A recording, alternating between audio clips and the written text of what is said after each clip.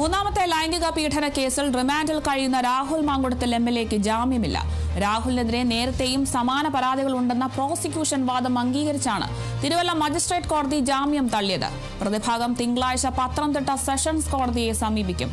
വിദേശത്തുള്ള തിരുവല്ല സ്വദേശിനിയാണ് രാഹുൽ മാങ്കുടത്തിനെതിരെ മൂന്നാമത് ബലാത്സംഗ പരാതിയുമായി രംഗത്തെത്തിയത്. വിവാഹ ജീവിതത്തിൽ പ്രശ്നമുണ്ടായ ഘട്ടത്തിലാണ് രാഹുൽ സാമൂഹ്യ മാധ്യമങ്ങളുടെ ബന്ധം സ്ഥാപിച്ചതെന്നും ആദ്യ കൂടിക്കാഴ്ചയിൽ തന്നെ ഹോട്ടൽ മുറിയിൽ വെച്ച് ക്രൂരമായി ബലാത്സംഗം ചെയ്തു എന്നാണ് പരാതി.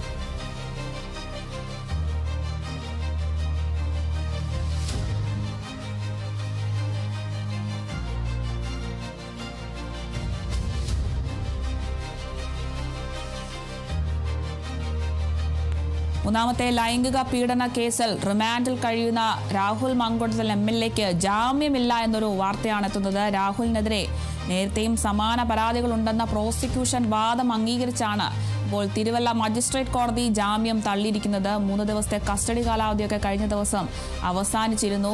പരമാവധി തെളിവുകളൊക്കെ ശേഖരിച്ചാണ് കോടതിയിൽ ഹാജരാക്കിയിരുന്നത്. പ്രതിഭാഗം തിങ്കളാഴ്ച പത്തനംതിട്ട സെഷൻസ് കോടതിയെയും സമീപിക്കും. വിദേശത്തുള്ള തിരുവല്ല സ്വദേശിനിയാണിപ്പോൾ രാഹുൽ മാങ്കുടത്തിനെതിരെ മൂന്നാമത് ബലാത്സംഗ പരാതിയുമായി രംഗത്തെത്തിയിരുന്നത്. വിവാഹ ജീവിതത്തിൽ പ്രശ്നമുണ്ടായ ഘട്ടത്തിലാണ് ഇത്തരത്തിൽ രാഹുൽ സമൂഹ മാധ്യമങ്ങളുടെ ബന്ധം സ്ഥാപിച്ചതെന്നും ആദ്യ കൂടിക്കാഴ്ചയിൽ തന്നെ ഹോട്ടൽ മുറിയിൽ വെച്ച് ക്രൂരമായി ബലാത്സംഗം ചെയ്തു എന്നാണ് പരാതി.